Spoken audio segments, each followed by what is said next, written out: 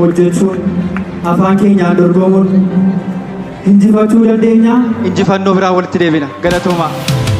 Badhaasni Itoophiyaan TikTok Creative Award Noovembar 28 goolabame injifannoo Astamaarii Mokonnin saame. Badhaasni kun iftoominni isaa laafee sagaleen uummata bal'aa hatame. Keessumayyuu kategoriin Chilalo Award dorgommii kanaan ija jabaatee haqa Minamul nyaatte.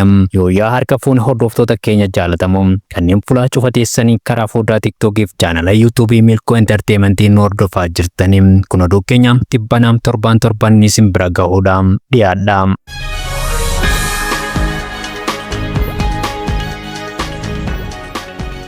Barsiisan jabaan Astamaarii Mokonnin komeediiwwan gama TikTokiin dhiyeessuun barootaas dhiyoom onnee hawaasa biyyaa weeraree kanaanis jaalatamummaan isaa dabalee maqaan Astamaarii Mokonnin guddoo fagaate. Keessumayyuu jechuun Astamaarii kanam kan akka maal kun madooshaa dipiraakshillijii fi kan sammuu dhalootaa abuuree qoosaf dhalootitti fayyadamaa ture. Kanaanis dargaggeessi kormeen kun jabaatee tarree tiktokoroota biyyattitti maqaa isaa galmeesse. Marree beekamtiin dabalee Astamaarii Mokonnin dorgommiiwwan akka Ethiopian TikTok Creative Award bara 2025 irratti hirmaate.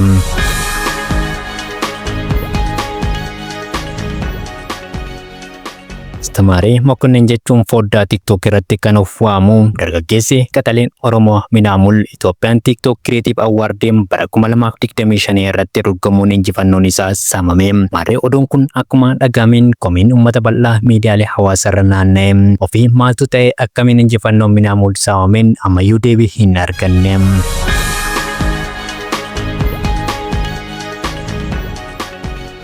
Komiin kun dameewwan garaagaraatiin dorgomaa kan ture yoo ta'u Astamaarii Mokonnin kategorii Chilalo Creative Award irratti dorgomaa turuun isaa ni yaadatama. Komiin kunis filannoon kaadhimamtoota hawaasaaf karaa ibsaatiin kan dhiyaate yoo ta'u sagaleen dorgomtootaaf kennamu ifatti mul'ataa ture.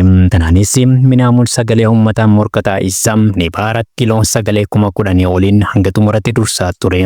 Ta'us bu'aan yoo ifamu dubbiin fuggisoo taate injifannoon Astamaarii Mokonnin saamamte.